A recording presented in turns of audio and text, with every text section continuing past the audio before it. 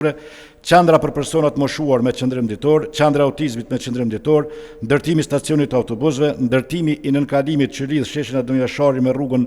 Çamel Olluri. Më lejoni shkurt të them që projekcioni i arshëm 4 vjeçar i qeverisë Lipjan natyrisht është i bazuar në mundësitë buxhetore zyrtare që i ka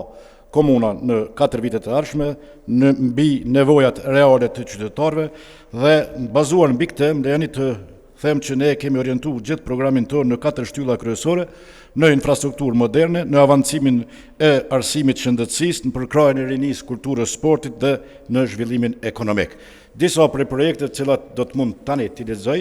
janë ato me prioritet në kuadër të investimeve kapitale. Ndërtimi i tregut ditor dhe parkingun udhëtësor, renovimi eficient e objekteve shumëbanesore, vendosja e ascensorëve në objektet shumëbanesore, qendra për personat moshuar me qendrim ditor, qendra autizmit me qendrim ditor, ndërtimi i stacionit të autobusëve, ndërtimi i nënkalimit që lidh sheshin Adem Jashari me rrugën Çamel Olluri, rregullimi, digitalizimi dhe menaxhimi i parkingeve publike në lagjet e qytetit, ndërtimi i një shkolle të re në Lipjan dhe ndërtimi i një qere të re në Lipjan, renovimi i shkollës Lëzit Frashin Lipjan, ndërtimi i fushave të hapura sportive për futboll të madh, pastaj është hapja e disa rrugëve në kuadër të qytetit të Lipjanit.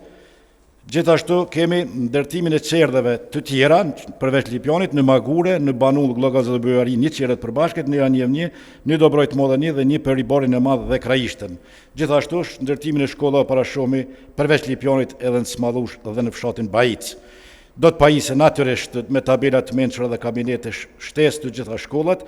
Do të vazhdojmë ndërtimin e stadiumit të futbollit madh në Gadime, ndërtimin e sallave sportive në Topliqan, Janiev, Babush, Krojmir, Bujari dhe Putoras, ndërtimin e një palestre të madhe sportive në Gadimen e epërme, renovimin e shkollave të vjetra dhe konservimin e tyre në Banull dhe Dobrojt Madhe, vazhdimin e ndërtimit memorialit të Ushtrisë Ligjore të Kosovës në Shal, ndërtimin e obileskut të Ushtrisë Ligjore në Faleminderit.